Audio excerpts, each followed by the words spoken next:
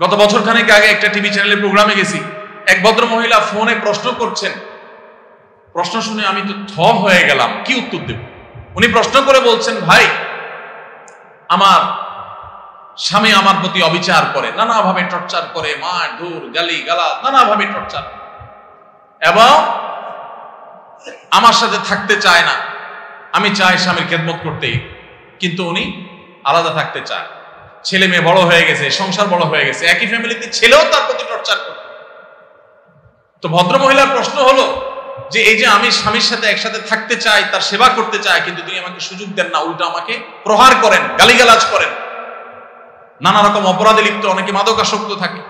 এই যে আমি স্বামীর খেদমত থেকে মাহরুম থাকছি, আমি আল্লাহর কাছে কিয়ামতের দিন স্বামীর খেদমত করার যে আমার দায়িত্ব আছে, এটা অনাদায়ের কারণে আমি পাকড়াও হব কিনা।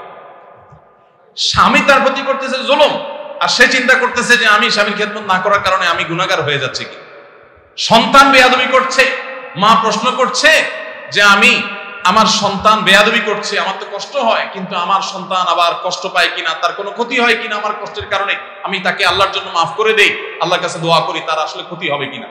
এই যে সন্তানের জন্য মায়ের ভালোবাসা, অমানুষ হওয়ার পরও এত আকুতি, এত আবেদন, এত ভালোবাসা, বা স্বামীর জন্য স্ত্রীর এত ভালোবাসা, এই যে বাবার জন্য সন্তানের ভালোবাসা, এইগুলো পশ্চিমারা কোনোদিন স্বপ্নেও, আমাদের সমাজে পারিবারিক ব্যবস্থাপনা আমাদের সমাজেও দুর্বল হয়ে গেছে। দাম্পত্য কলহ দিন দিন বেড়ে চলেছে, বিবাহ বিচ্ছেদ ঘরে ঘরে হচ্ছে।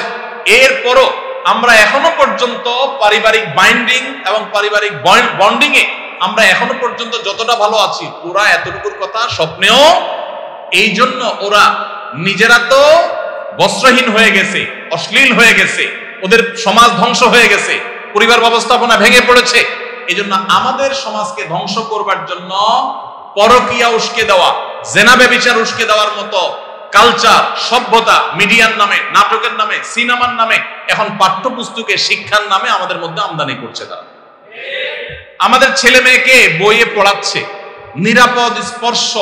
এর একটা দৃষ্টান্ত তোমরা দেখো, কি সেটা হলো তোমার স্কুলের স্যার, তুমি একজন ছাত্রী, তোমার গায়ে হাত দিল, এটা নিরাপদ স্পর্শ, কিছু মনে করা যাবে না। এই সমস্ত ঘটনা থেকেই পরিমলদের জন্ম হয়, এই সমস্ত ঘটনা থেকেই পরিমলদের মতো টিচারদের জন্ম হয়, কিন্তু সেগুলো শেখানো হচ্ছে।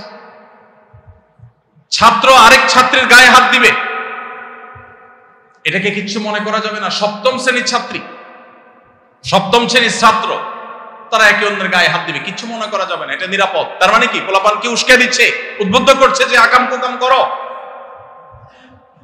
শিক্ষার নামে এগুলো শেখানো হচ্ছে।